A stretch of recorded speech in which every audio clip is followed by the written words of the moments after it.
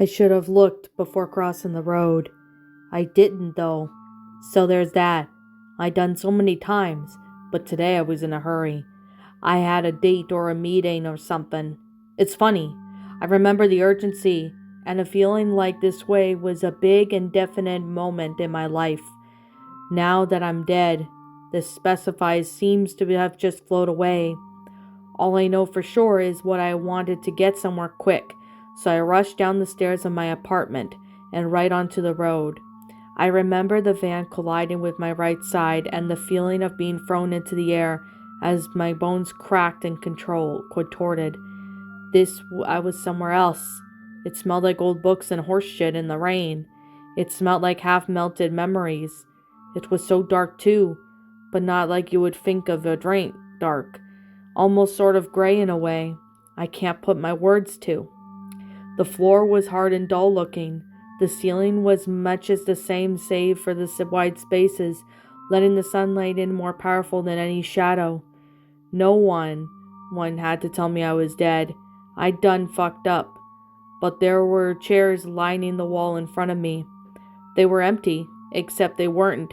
When I tilted my head, I could see the shapes of being made of on fire or wriggling snakes of darkness itself.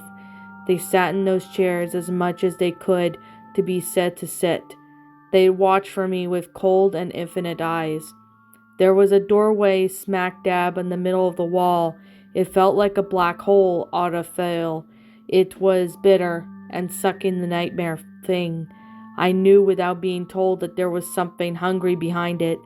The angels watched me from their seats. They produced a noise that was like a nuclear bomb of television static. It was a question that came to confess my sins.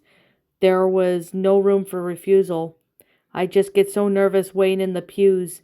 I used to laugh, and some permanently frowning teacher would stare daggers into my skull.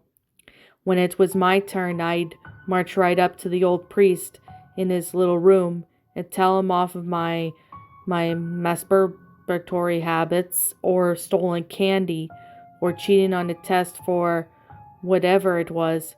I'd cry. Sometimes I shit myself a little too much out of fear of hell. I'd leave feeling sick, but relieved to have passed on my shame to a frail little man in God's employ. Now the sins that came pouring out like vomit after a night of shitty cocktails. I told him about the time I hit my mother as a child. I told him about the time I said a slur when drunk.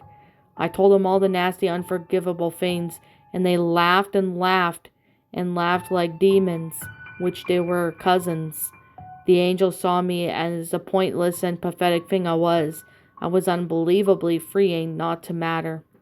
One by one, the heavenly beings departed. They just faded away like images on decaying film. Now that I'm alone in a room, which reminds me of every half-remembered dream I had ever had, but is somehow unremarkable. It's painful. This must be purgatory. This must be where they cook away the sin and wipe off the shit life from the asshole of your soul. At least that's from what the Catholic part of me thinks. Other parts of me were just freaked the fucked out. Maybe I'm still dying, sprawling out on the pavement. God is coming. At least that's what I'm calling it. I can hear it. It sounds like rushing water. It's in the doorway now. Forgive me, Father, for I have sinned. What's up, my pretties? It's the Lion Queen here. I want to appreciate you all for tuning into this video. And I do appreciate you guys supporting my video by giving this video likes and stuff. If you really enjoyed this video, be sure to leave a like, comment and subscribe if you're new, ring the bell for notifications to when I upload so that way you guys will get updated for whenever I upload.